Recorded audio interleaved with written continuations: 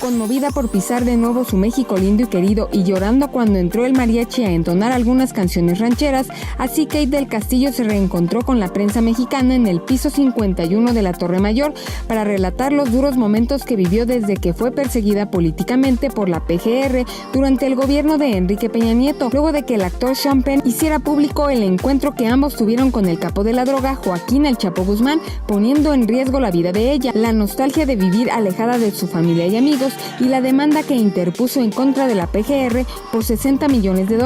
Se tiene una percepción negativa de mi persona, al estigmatizarme, entre otras cosas, como si fuera una persona vinculada con organizaciones del crimen organizado, incluso con nexos sentimentales con los líderes que le encabezan. Deseo que le vaya increíblemente bien al actual gobierno que encabeza el licenciado Andrés Manuel López Obrador, que tendrá como reto resolver temas relevantes como la impunidad, la seguridad, derechos humanos, desigualdad, migración, trata de personas, corrupción, entre otros.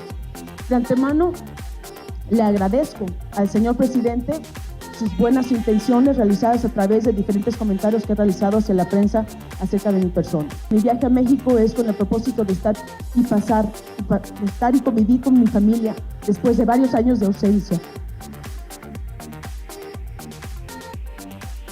Pasar las fiestas juntos,